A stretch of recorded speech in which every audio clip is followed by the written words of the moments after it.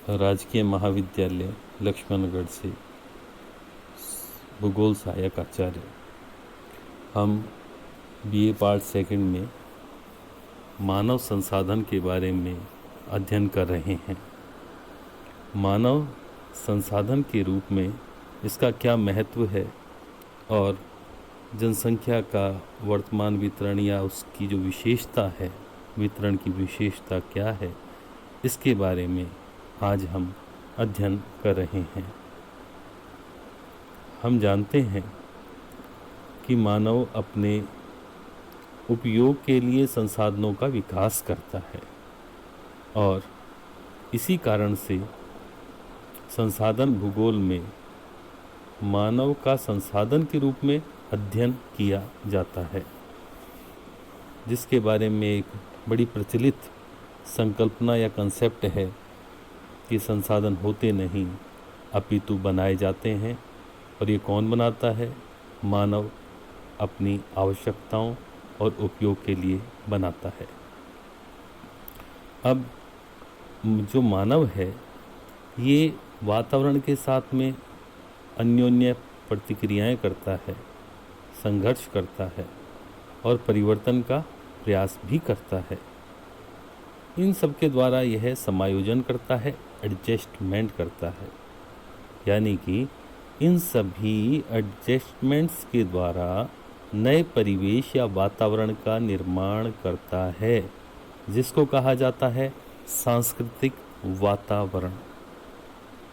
अब सांस्कृतिक वातावरण में जिन तथ्यों का या तत्वों का समावेश होता है वे सभी मानव के लिए संसाधन होते हैं। जैसे हम उदाहरण के लिए देखें कि जंतुओं के साथ समायोजन करके मनुष्य ने डेयरी, ऊन उत्पादन आदि व्यवसायों का विकास किया है। ऐसे ही मैदानी भागों में कृषि कार्य किया है, पर्वतीय क्षेत्रों में पर्यटन का कार्य किया है और जंगलों में जाकर जो भी आवश्यक चीज़ें हैं उनका एकत्रण भी किया है। भूमिगत जल को धरातल पर लाकर पशुपालन और कृषि के लिए उसका उपयोग किया गया। सागरों को परिवहन, मत्स्य उत्पादन के लिए प्रयोग किया गया। चट्टानों से खनिज प्राप्त किए गए, औजार बनाए गए।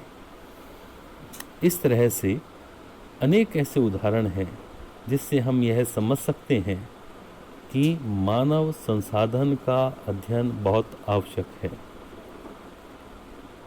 अब यह स्पष्ट है कि मानव स्वयं एक महत्वपूर्ण संसाधन है जो दूसरे संसाधनों का निर्माण भी करता है, उपयोग भी करता है।